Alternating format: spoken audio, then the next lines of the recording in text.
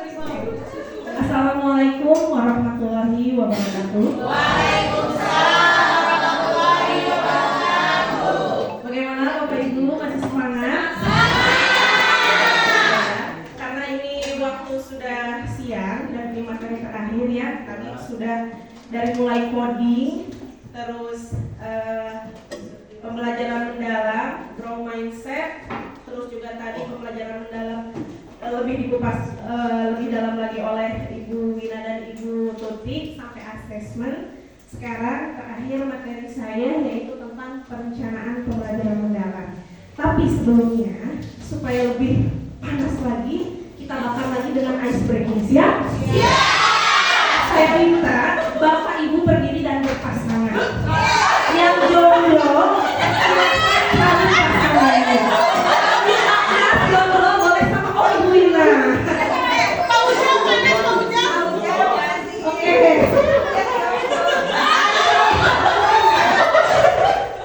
Ibu ini ya. Panas kalau bisa ditemani Ibu. Sama Fauzan. Oke. Bisa berhadap-hadapan sama Ibu. Oke.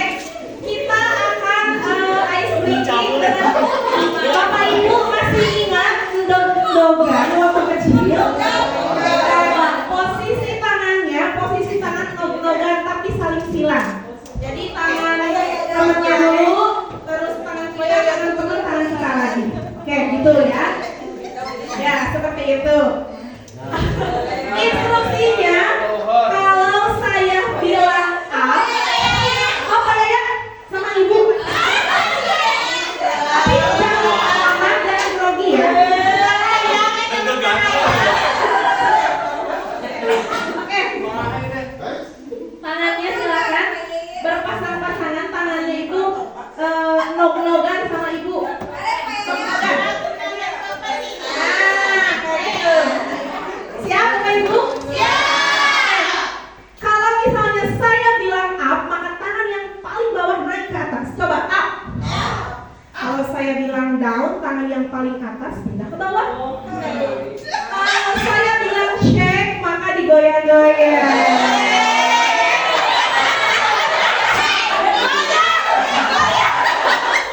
Cukup tangannya saja, tidak perlu dengan badan. Dan yang terakhir, kalau saya bilang jam, maka yang paling tangan ke bawah, yang paling atas ditutup-tutup. Yang paling tangan atas. Ya, siap ya. Coba kita mulai. Up, down, shake,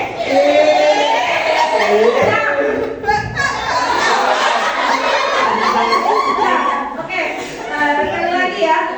Down, up, jump,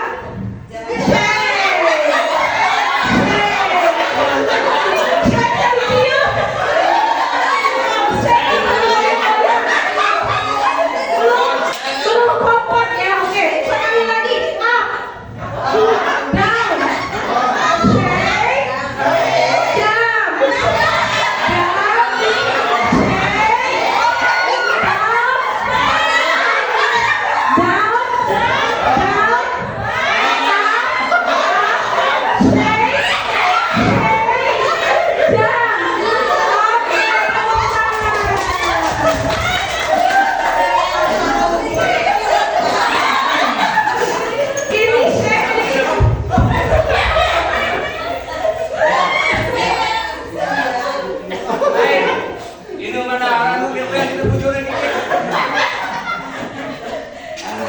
yang shake-nya tangan, tapi yang bergoyang dari badan.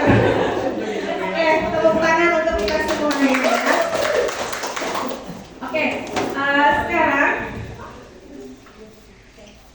kita masuk ke materi yang selanjutnya. Ini mungkin materi yang terakhir ya, yaitu tentang perencanaan pembelajaran mendalam. Nah, dari mulai coding atau kecerdasan artifisial, kemudian prinsip pembelajaran mendalam, pengalaman belajar, dan asesmen, akhirnya itu bermuara pada sebuah perencanaan pembelajaran atau yang sering kita kenal dengan RPP. Bapak Ibu membawa RPP?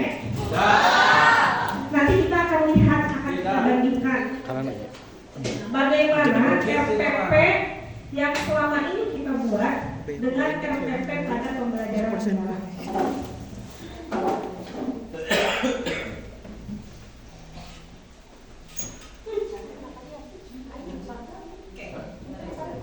Ini ya, dalam perencanaan pembelajaran di pembelajaran mendalam itu terdapat 4 komponen. Yang pertama itu ada komponen identifikasi, kemudian yang kedua ada desain pembelajaran, kemudian yang ketiga ada pengalaman belajar, dan yang keempat ada assessment. Apakah di dalam RPP di PM ini sama dengan RPP di kurikulum Merdeka yang kita buat sebelumnya? Sama atau tidak? Ada yang sama, tapi mungkin cara penyajian dalam template-nya yang berbeda. Jadi di dalam pembelajaran mendalam ini lebih disimpelkan lagi menjadi 4 komponen. Kita lihat di dalam 4 komponen itu ada apa saja. Yang pertama, di dalam komponen identifikasi, yang pertama itu kita harus bisa mengidentifikasi kesiapan murid. Kemudian, memahami karakteristik materi pelajaran, dan yang selanjutnya menentukan dimensi profil lulusan. Jadi, kita harus tahu apakah murid sudah siap belajar atau tidak. Itu harus kita tuliskan di dalam RPP tersebut. Jangan sampai ketika siswa belum siap, kita ujuk-ujuk langsung membuka pelajaran. Tapi harus dulu mempersiapkan murid apakah mereka itu betul-betul sudah siap belajar atau belum. Kemudian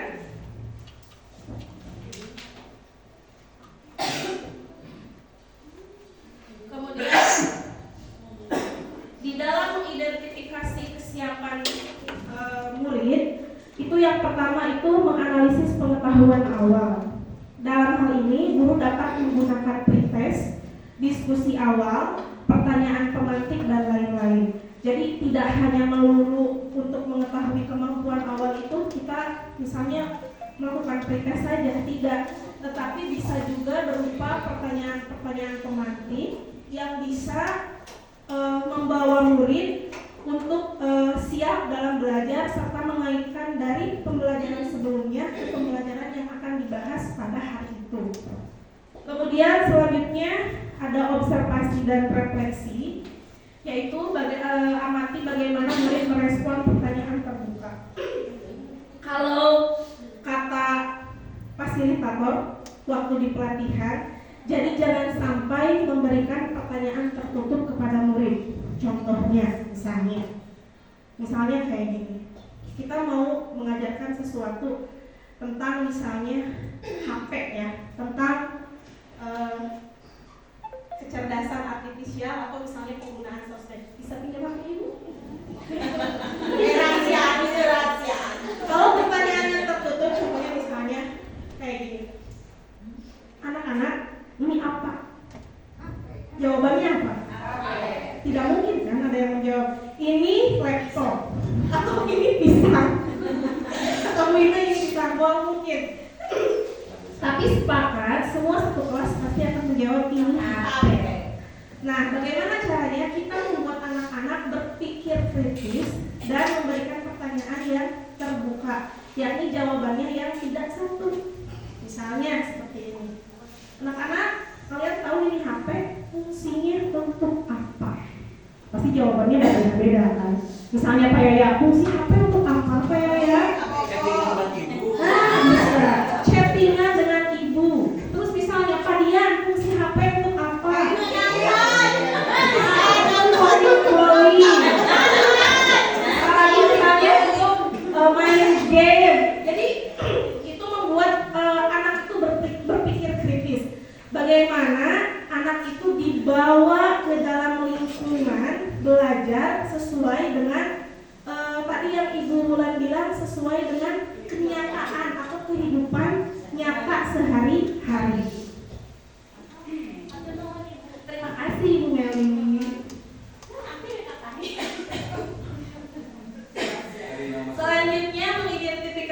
karakteristik mata pelajaran, mengenali sifat dasar mata pelajaran, terus menganalisis kompetensi, memastikan bahwa tujuan pembelajaran mendorong eksplorasi konsep bukan sekedar hafalan, kemudian mengidentifikasi keterkaitan setiap mata pelajaran dengan kehidupan nyata agar peserta melihat relevansi pembelajaran seperti yang barusan dijelaskan, kemudian mengidentifikasi potensi mata pelajaran terhadap pencapaian 8 dimensi profil lulusan seperti yang tadi sudah dibahas oleh Ibu Kepala. Kalau 8 dimensi profil lulusan ini tadi ada apa saja? Masih ingat Bapak Ibu? Keimbangan ketakwaan, komunikasi, kemandirian, kolaborasi, kesehatan, kreativitas, penalaran kritis, dan kolaborasi serta kemandirian. Itu ya. Jadi dalam 8 profil dimensi lulusan tersebut harus tertuang di dalam RPP, disesuaikan dengan mata pelajaran kita. Tidak perlu semuanya dimasukkan, tapi misalnya hari ini kita mau membahas contoh misalnya bahasa Inggris tentang thanking, ucapan terima kasih. Misalnya mau diambilnya elemennya itu speaking, berarti profil dimensi lulusan yang mau diambil apa? Misalnya komunikasi, betul sekali Bu Astri, terus juga kolaborasi, terus apalagi keimanan, bertakwa dan beriman kepada Tuhan itu pasti ada karena di sana itu di-state atau dijelaskan dalam kegiatan berdoa sebelum pembelajaran seperti itu.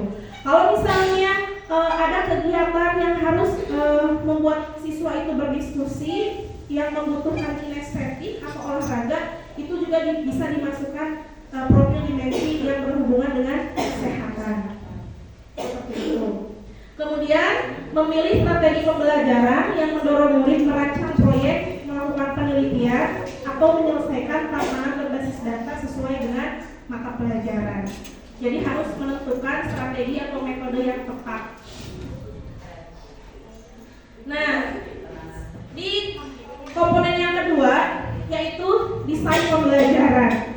Di dalam desain pembelajaran yang pertama itu menentukan tujuan pembelajaran. Nah, di sini kalau tujuan pembelajaran itu diambil dari mana Bapak Ibu biasanya kita? Dari mana kita bisa mengambil tujuan pembelajaran? Dari apa? Dari capaian pembelajaran.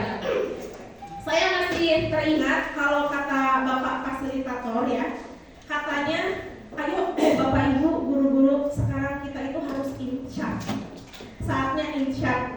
Kenapa insyaf? Kadang-kadang kita jujurnya sama diri kita sendiri, kalau kita mau mengajar, tapi saya yakin lah Bapak Ibu mungkin tidak seperti itu. Tapi saya mungkin dulu pernah melakukan hal yang seperti itu ketika belum berada di jalan yang lurus. Ketika ya masih salah jalan, ketika kita mau belajar ke kelas, itu kita bawa apa?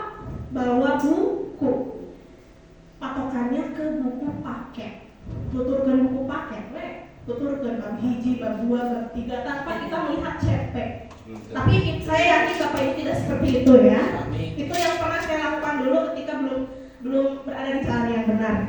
Maka saatnya kita harus insyaf, kita ke CP dulu. Bapak Ibu tiasa mangga dibuka dina grupna ku abi atau di pin CP split masing-masing mata pelajaran. Bisa dibuka di laptop atau HP-nya masing-masing di grup. Nah, coba silakan Bapak Ibu buka dulu. Yang di pin paling atas ada di pin. CP yang sudah di split. Bapak Ibu buka. Ada Bapak Ibu? Ya, di pin atau disematkan pintanya. Ada yang paling atas nih. Silakan Bapak Ibu buka mata pelajarannya masing-masing.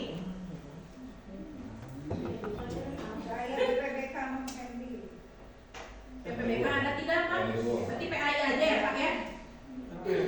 Oh PABK. Contoh ya.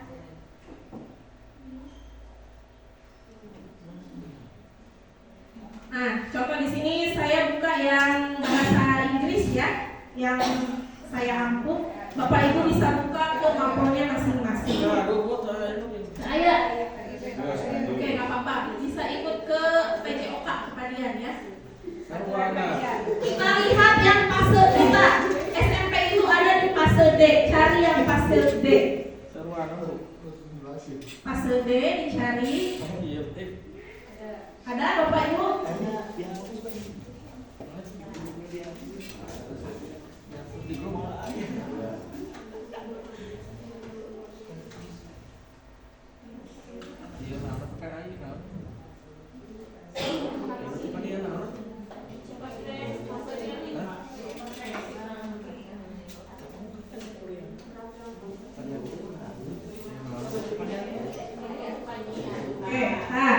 Contoh misalnya ya, Bapak Ibu bisa lihat, ini adalah CP dari bahasa Inggris.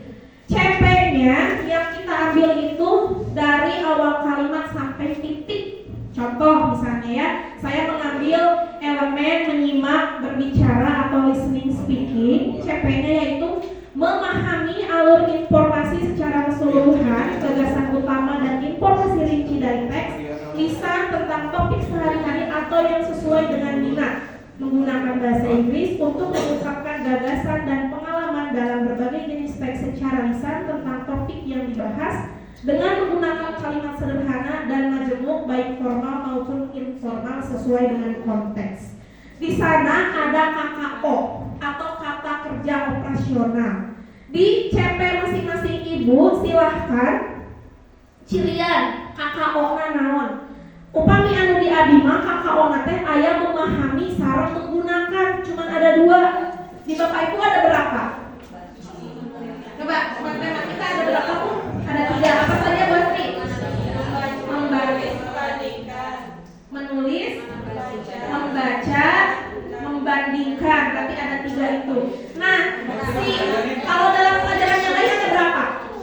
Bahasa Indonesia ada berapa bahasa Indonesia? Ada 4. Apa saja Bu Dede? Menyimak, membaca, memirsa, berarti mempresentasikan ya, terus menulis. Nah, itu adalah KKO atau kata kerja operasional yang di sana Ibu bisa lihat Bapak Ibu, ini kalau misalnya kita mau menyusun RPP. Pertama lihat dulu CP, nanti dari CP itu kita analisis, di copy paste, masukkan ke sana sampai titik, terus cirian mana KKO-nya. Nanti setiap KKO itu dimasukkan ke dalam kompetensi. Kalau misalnya KKO-nya ada 4, berarti ada 4 kompetensi. Kalau misalnya KKO-nya ada 2, dimasukkan ke dalam kompetensinya ada 2. Contohnya apa? Contohnya yang punya saya, memahami dan menggunakan. Masukkan ke dalam kompetensi. Nah, terus lingkup materinya pada naon apa yang di dunia. Misalnya contoh di dalam PPKM misalnya ada Undang-Undang Dasar 45, masukkan misalnya. Terus sublingkup materinya apa? Misalnya sudah ada Bapak Ibu? Ada. Nah, dari satu CP itu nanti Ibu Bapak cari kompetensinya, kata kerja operasionalnya di cirian, dicetak tebal, nanti dimasukkan ke dalam kompetensi. Nah, jadi kita tahu satu CP itu bisa berapa kompetensi dan itu dijadikan dalam tujuan pembelajaran dalam satu CP itu. Misalnya contoh yang pertama punya saya ya, memahami dan menggunakan. Berarti dalam tujuan pembelajaran dalam satu CP itu memahami dan kedua menggunakan. Misalnya dalam teks prosedur, misalnya ya dalam prosedur teks. Berarti misalnya memahami teks prosedur, terus yang keduanya misalnya menggunakan teks prosedur dalam kehidupan sehari-hari, misalnya seperti itu. Bisa diikuti, Bapak Ibu bisa dipahami? Ya, seperti itu. Jadi saya menjelaskan dulu alurnya sampai ke dalam RPP. Jadi CP dulu, analisis, kemudian dipisah-pisahkan antara CP, cari KKO-nya, masukkan ke dalam kompetensi. Dalam kompetensi itu dijadikan ke dalam tujuan pembelajaran sampai akhirnya ada tujuan pembelajaran. Seperti itu ya. Oke, lanjut. Kemudian setelah menentukan tujuan pembelajaran, nanti menentukan kerangka pembelajaran yang di dalamnya ada praktis pedagogis, kemitraan pembelajaran, lingkungan pembelajaran, serta pemanfaatan digital. Tadi sudah dibahas. Kita katanya guru yang sudah PPG semuanya ya, itu sudah pasti tahu praktik pedagogis. Jadi praktis pedagogis itu adalah ilmu ya yang kita pakai, bisa berupa strategi, metode, pendekatan atau teknik yang kita gunakan pada saat pembelajaran itu praktik pedagogis. Misalnya mau menggunakan teknik apa, strategi apa gitu. Kemudian ada kemitraan pembelajaran, betul sekali tadi ya. Misalnya bisa dengan guru antar guru, teman antar teman, bisa juga sekolah dengan lembaga yang berhubungan dengan dunia pendidikan. Misalnya materi bahasa Inggris misalnya tentang jobs ya, tentang pekerjaan. Itu bisa melakukan kemitraan dengan lingkungan pembelajaran, misalnya dengan lingkungan yang terdekat, misalnya ada puskesmas. Kita bisa mengenal ke sana, bisa melakukan kerjasama, misalnya mengenal jenis-jenis pekerjaan yang ada di puskesmas, misalnya dokter, nurse, dan lain-lain seperti itu. Terus yang selanjutnya ada pemanfaatan digital. Jadi pemanfaatan digital juga itu masuk ke dalam desain pembelajaran. Misalnya media yang digunakannya apa, sehingga bisa membuat peserta didik itu lebih menarik dan ikut terlibat aktif dalam proses pembelajaran. Kemudian yang selanjutnya desain yang selanjutnya yang ketiga yaitu pengalaman belajar.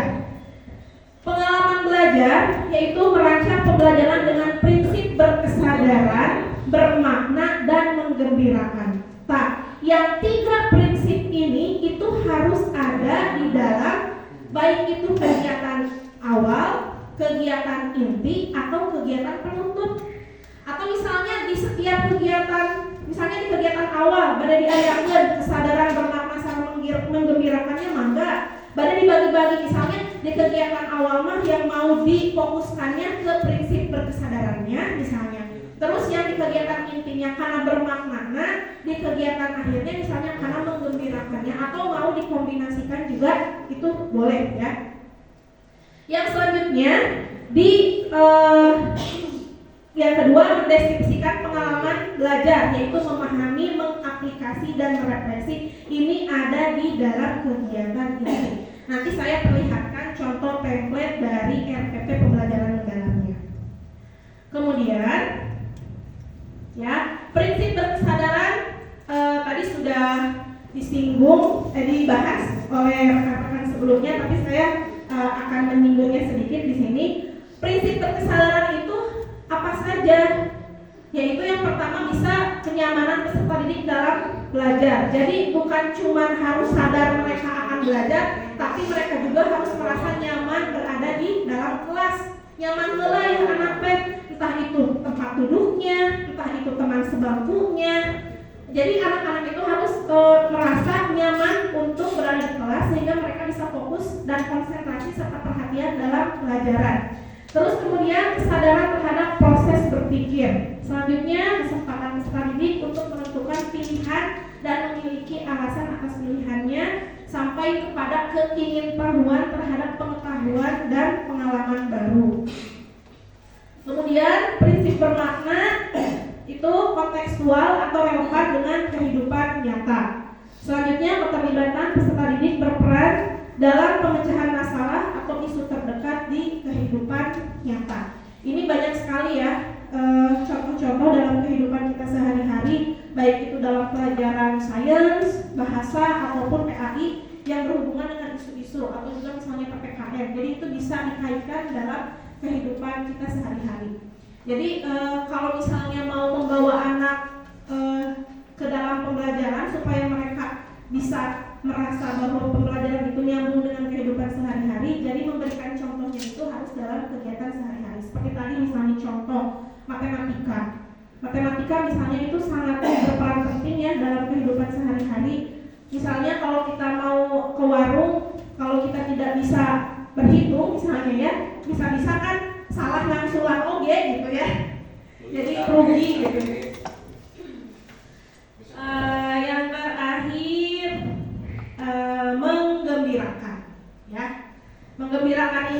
bisa disiasati dengan memberikan strategi atau metode pembelajaran yang menyenangkan, media pembelajaran yang menyenangkan, sehingga mereka itu bisa mengikuti pembelajaran secara interaktif, kemudian aktivitas pembelajaran yang menarik minat dan rasa ingin tahu, sampai dengan memberikan ruang untuk prakarsa, kreativitas sesuai dengan minat, bakat, dan perkembangannya. Selanjutnya yang terakhir yang tadi dibahas oleh Ibu Tuti yaitu assessment. Assessment itu ada 3. Yang pertama assessment pada awal pembelajaran, kemudian assessment pada proses pembelajaran, dan assessment pada akhir pembelajaran. Assessment pembelajaran pada awal itu bisa digunakan untuk menarik seberapa besar anak-anak itu berminat untuk belajar. Jadi memberikan bisa berupa pertanyaan-pertanyaan pemantik, tidak harus juga melulu mengenai pretest di awal. Kalau assessment yang dilakukan dalam proses pembelajaran atau assessment formatif, jadi itu bisa dilakukan dengan kita melihat proses pembelajaran, bagaimana keaktifan siswa, melakukan observasi, jurnal, dan lain-lain. Kalau assessment di akhir itu untuk mengukur seberapa besar anak-anak memahami pembelajaran yang dilaksanakan.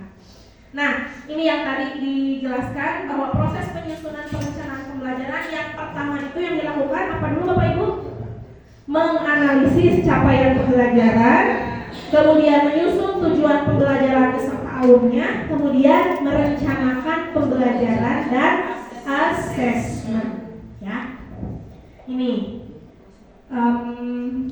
saya sudah share di grup ada komponen minimum pencapaian pembelajaran. Ini yang minimumnya ya. Tinggal Bapak Ibu di grup, tapi pas di share template RPP. Template RPP nah anu di grup. Sudah? Ada ya? Nah, yang ini. Template RPP-nya seperti ini. Di atas itu seperti biasa rencana pelaksanaan pembelajaran RPP. Kemudian ada identitas, mata pelajaran, kelas, semester, durasi pertemuan, tahun ajaran, guru mata pelajarannya siapa. Terus kemudian identifikasi. Nah, di kolom identifikasi itu peserta didik. Nah, ini mengadakan diskusi pendahuluan, memberikan kuesioner dan survei, mengadakan tes awal pembelajaran, kemudian berdialog dengan peserta didik. Dalam desain pembelajaran, dimensi sampai dimensi di sini dituliskan ya, dimensi profil lulusannya seperti apa. Kemudian dalam desain pembelajaran itu dijelaskan CP serta langkah-langkah kegiatan pembelajarannya sampai pengalaman belajar itu di akhir, kemudian ke assessment. Ini Bapak Ibu bisa baca semuanya ya. Nah, itu idealnya dalam membuat pelaksanaan pembelajaran atau RPP. Nah, tapi Bapak Ibu, supaya kita bisa memanfaatkan tadi materi yang dibahas oleh Pak Dedi, yaitu coding dan kecerdasan artifisial, saya akan membagikan ilmu yang fasilitator berikan supaya kita teriut ngadamel RPP ya. RPP itu bisa jadi dalam waktu 5 menit. Mau yang cara simpel atau cara yang panjang? Simpel ya. Nah, kalau mau cara yang simpel, tadi seperti yang Pak Dedi bilang, kalau di dalam coding dan kecerdasan artifisial itu bisa digunakan untuk pembuatan RPP-nya. Nah, sekarang coba Bapak Ibu bisa membuka Canva di laptopnya masing-masing. Urang menggunakan Canva AI. Canva AI ya, Canva AI. Canva AI. Ya, kita buka dulu Canva. Nah, yang ini.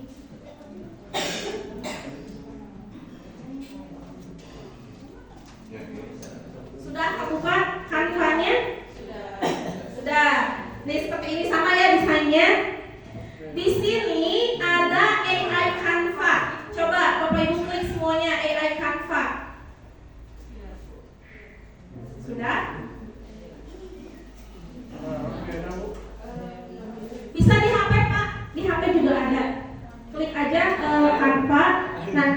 bisa masuknya itu menggunakan ID belajar supaya harapisnya haratis. Kemudian klik kode untuk saya. Ini coding untuk membuat Canva AI-nya. Nah, Bapak Ibu, di sana Bapak Ibu tekedah rieu-rieu ngadamel RPP anu tadi PM. Tinggal Bapak Ibu bikin formnya atau ringkasannya seperti apa. Saya sudah berikan contoh di grup. Bapak Ibu bisa lihat yang form RPP. Sudah? Ada belum? Ada form RPP di situ. Yang form RPP PM. Coba lihat. Nah, ini ada dua ya, bisa menggunakan chat GPT, bisa juga menggunakan Canva AI. Karena kita supaya terus dipakai ya ID belajarnya, kita coba dulu yang pakai Canva AI atau Canva Code. Ibu, Bapak bisa lihat di bawah ada Canva Code. Di sana ada Canva Code. Kita buat suruhan ke Canva. Suruhannya harus jelas, harus detail supaya si Canva itu liureun, mungkin ada bentuk RPP kamu urang. Jadi kita nggak perlu bikin RPP, hanya memasukkan suruhan saja ke Canva Code-nya. Contoh, lihat di sana. Buatkan rencana pelaksanaan pembelajaran dalam bentuk dokumen yang elegan dengan gradasi warna yang kontras. Misalnya Bapak mau yang kia, buatkan RPP dalam bentuk yang warna-warni misalnya, atau misalnya yang sederhana dengan gradasi warna yang soft. Mata pelajarannya dimasukkan, tadinya misalkan ini contoh matematika kelas 12 semester 1. Durasi pertemuan 2 jam pelajaran tahun ajaran 2025-2026. Rencana pelaksanaan pembelajarannya ditulis, peserta didik, nah ini langkah-langkah sampai ke bawah.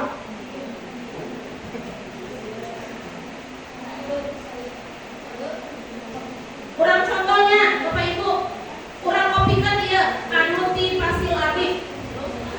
Nah, setelah kita membuat formnya, kopikan.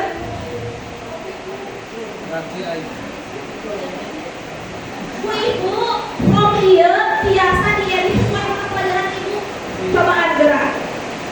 Copy, masukkan ke Canva Code yang tadi. Pastekan, terus langsung kirim.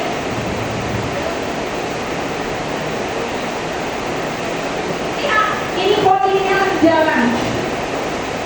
Dia lagi kebuat, nanti RPP kita akan jadi. Tuh. Ya, bagaimana? Ya, misalnya kayak gini, Ibu, materinya mau apa silakan, suruh ke Canva-nya bikin. Tapi nggak jadi Canva AI langsung.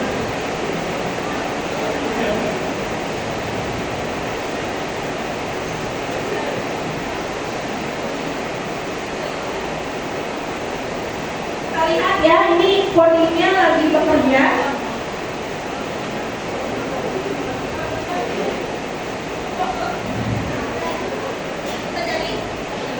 Jadi sesimpel itu Bu Ina, kalau misalnya nggak mau bikin form, ketik aja langsung di situ, langsung nge-update aja. Tapi perlu jelas suruhan mana.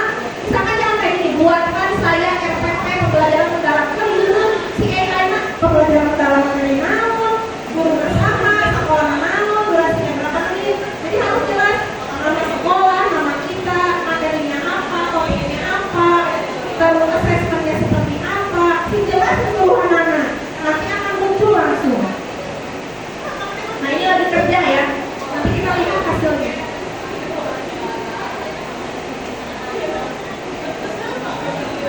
Jadi si KPA ini mempermudah kita dalam membantu pekerjaan kita sehari-hari. Anu tadinya ngadapet RPP bisa ngeduduk selama 1 semester, sekarang kita bisa bikin 1 malam 1 semester. RPP 1 semester bisa beres dalam 1 malam dengan bantuan AI ini.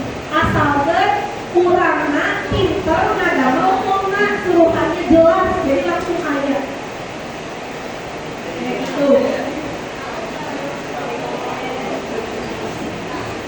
Jreng, langsung aja. Tuh. Ada langsung ya? Ada. Bapak Ibu ada? Ada. Sesuai tidak dengan suruhan? Nah, seperti itu. Jadi lebih mudah ya. Tapi kade sebelum digunakan harus dilihat dulu apakah sudah sesuai dengan tujuan pembelajaran yang mau kita sampaikan, dengan langkah-langkah pembelajaran yang mau kita sampaikan di kelas. Kalau sudah, nanti seperti biasa ditekankan kurang biasa ditunjuk. Tuh, jelas ada CP-nya ada, lintas disiplin ilmunya ada, tujuan pembelajarannya apa, ada lengkap. Pengalaman belajarnya ya Bapak Ibu. Di kegiatan awal ada kegiatan inti, lengkapnya memahami, mengaplikasi, merefleksi semuanya sudah ada di situ.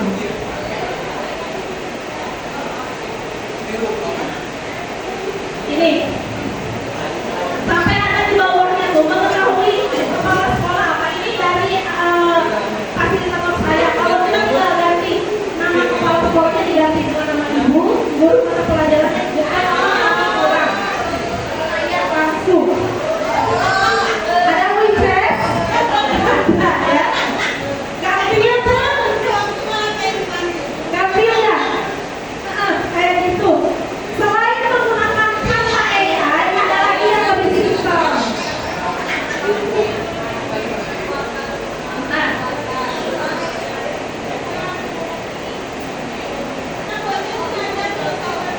ya belum ya sok sampai ke generate ya.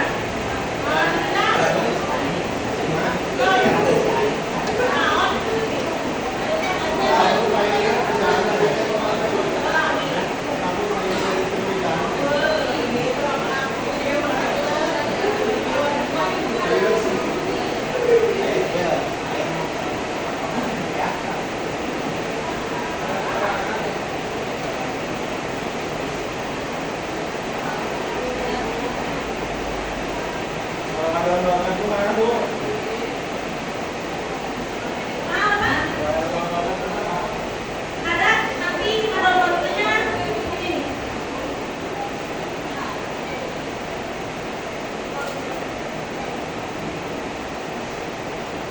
Nah, di sini gunakan desain dalam, apakah mau dipresentasi atau dok, misalnya karena dokter, dokumenter.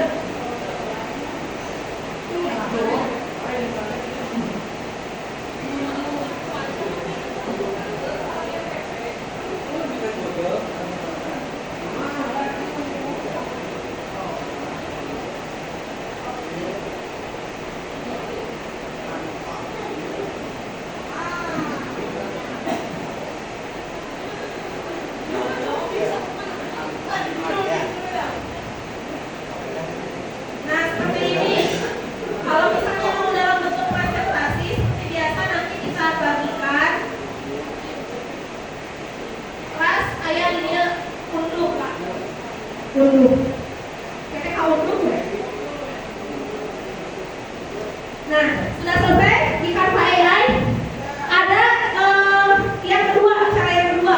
Selain Canva AI, Bapak Ibu bisa lihat di grup. Saya mengirimkan ya generator perencanaan pembelajaran. Bisa diklik Bapak Ibu 5 ya grup. Coba diklik. Nah, udah ada generator RPP mendalam. Kalau di sini Bapak Ibu hanya tinggal mengisi input data pembelajaran. Di sana ada nama guru, coba udah nama guru, nama ibu, mata pelajarannya, nama sekolah, alokasi waktu, topik pembelajaran sarang, materi spesifik. Nah, tinggal dilakukan. Oke, tinggal generate perencanaan pembelajaran itu langsung break, langsung ayah RPP jadi.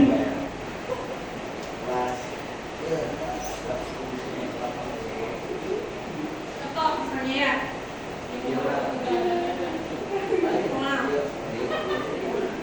Jadi ada nama saya alasan upami ibu nyuhunkan bapak ibu mana print RPP 1 semester nah moal aya alasan ibu anu teu ajar. karena sudah dikasih ilmu membuat RPP dengan cara ajaib ya, cepat kayak gitu. Ibu semester lain ya, hari mau kemana? Tenang, kurang dulu lah, kalau kamu cepet nak, ya.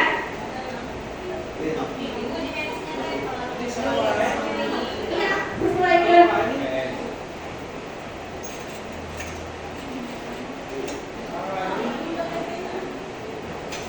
Kayak gitu.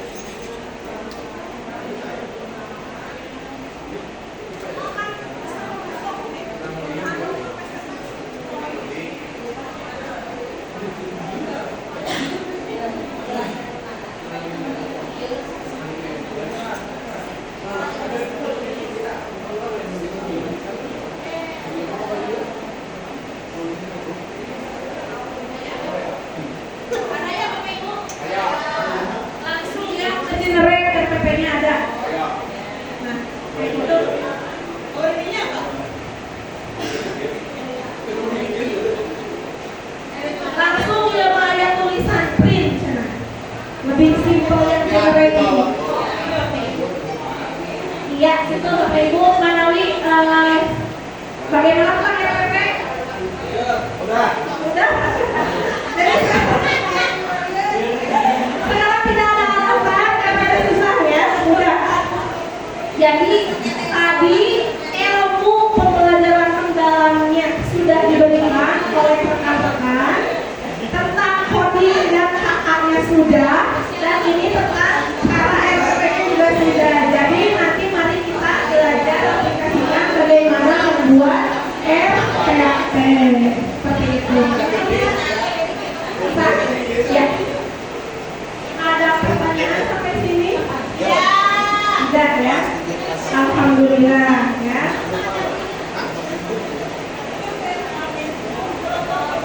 Alhamdulillah kalau sudah bisa dipahami.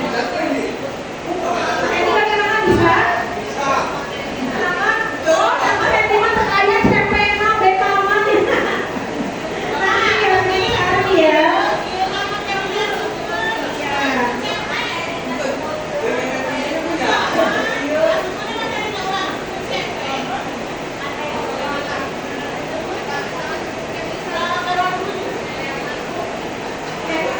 Bapak Ibu sedikit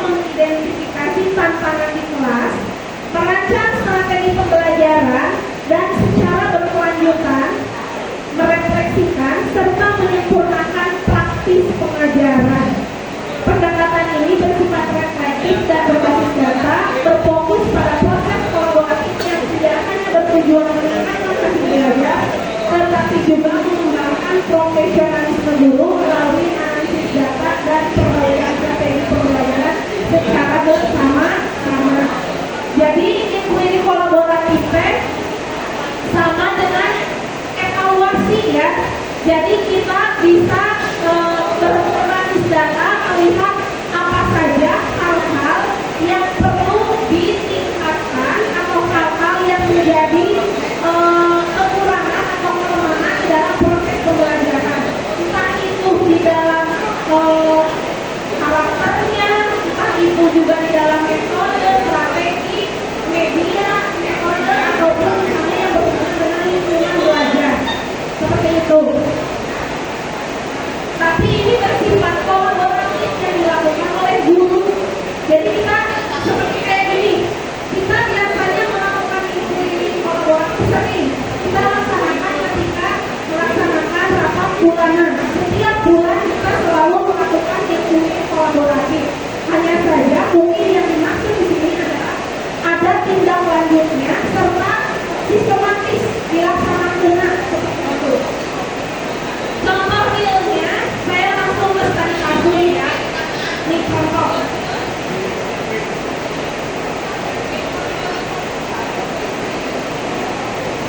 Nah, contoh penerapan inquiry kolaboratif di sekolah. Bapak Ibu, ini ada kasus satu ya. Ini contoh penerapan. Saya bacakan versi kasusnya ya. Misalnya, di sebuah SMP negeri di daerah pesisir Jawa Tengah menghadapi tantangan pembelajaran yang cukup kompleks pada materi IPA tentang banjir.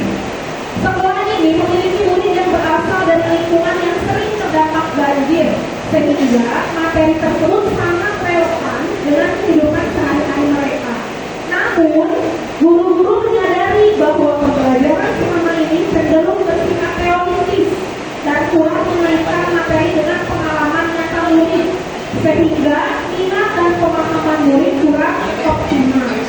Selain itu, suasana belajar sering terasa monoton dan kurang termotivasi untuk aktif berpartisipasi. Murid juga kesulitan menghubungkan konsep ilmiah dan kondisi lingkungan sekitar mereka. Guru-guru merasa perlu merancang pembelajaran yang lebih berkesadaran, bermakna, dan membahagiakan agar murid tidak memahami materi secara kognitif, tetapi juga mampu mengaplikasikan pengetahuan dalam konteks nyata dan merasa senang dalam proses belajar. Menyadari hal tersebut, beberapa guru IPA, bahasa Indonesia, dan guru pendamping lainnya berinisiatif melakukan inquiry kolaboratif. Mereka mulai dengan mengidentifikasi kebutuhan murid dan konteks lingkungan melalui observasi dan diskusi bersama kepala sekolah serta wali kelas. Bersama-sama mereka merancang pembelajaran terpadu yang mengajak murid melakukan penelitian sederhana tentang penyebab dan dampak banjir di lingkungan sekolah, serta merancang solusi pencegahan yang kreatif dan aplikatif. Ini salah satu contoh kasus yang ada di salah satu SMP. Jadi mereka mau membuat inquiry kolaboratif bekerja sama dengan berbagai guru lintas disiplin ilmu pengetahuan supaya pembelajaran tidak hanya bersifat teoritis, tapi mereka bisa langsung terjun ke lapangan melihat bagaimana proses pembelajaran IPA yang terkait dengan banjir. Ini kumaha diimplementasikan ke dalam inquiry kolaboratif tadi ya Bapak Ibu. Tahapnya itu ada 4. Yang pertama ada identifikasi, kemudian ada perencanaan, kemudian ada pengukuran. Contoh di sini ya, ini tahap identifikasi. Mengumpulkan data awal pemahaman murid melalui pretest dan observasi kelas. Kemudian peran guru melakukan assessment awal dan observasi. Outputnya data kebutuhan dan kondisi murid terkait materi banjir. Jadi tidak inquiry kolaboratif masalah nate bukan hanya dari kabar guru atau bukan hanya dari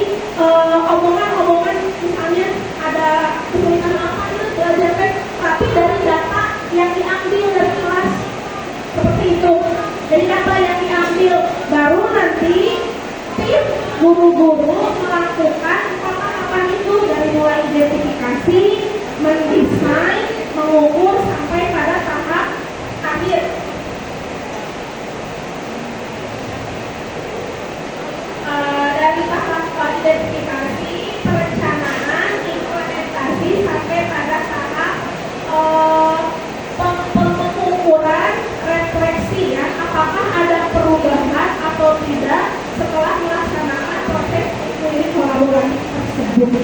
Jadi pada intinya inclusive kolaboratif adalah kerjasama antar tim beberapa guru, baik itu guru ataupun dengan pihak yang lain, sehingga bisa menciptakan suasana pembelajaran yang sesuai dengan pembelajaran mendalam, ada pengalaman belajarnya, ya, ada tahap aplikasi, memahami dan merefleksi, dan juga tidak perlu pembelajarannya bisa masuk ke sana. Begitu Bapak Ibu.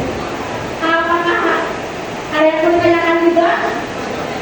Ini tuh lumayan ya, pas saya terakhir cuacanya hujan, suaranya mematikan, seperti itu ya.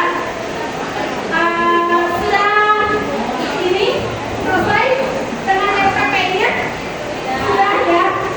Oke, kalau begitu mungkin materi dari saya dicukupkan sekian. Saya bukan berarti lebih pintar dari Bapak Ibu guru hebat semuanya, tapi seperti yang kata Bu Nina tadi, mungkin hanya kesempatannya saja bahwa saya tahu lebih awal sehingga bisa kita semua belajar bersama dan berbagi ilmu. Kita saling belajar dan mudah-mudahan dengan materi ini kita bisa lebih kompak lagi dalam mencerdaskan murid-murid kita yaitu SMP Islam Wijaya. Semangat semuanya! Bagaimana tepuk semangat?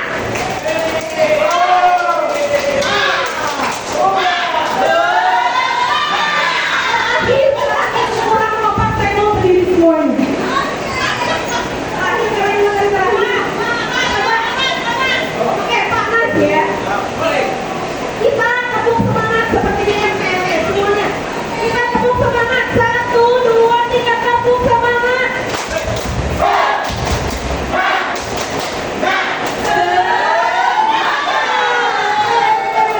Assalamualaikum warahmatullahi wabarakatuh.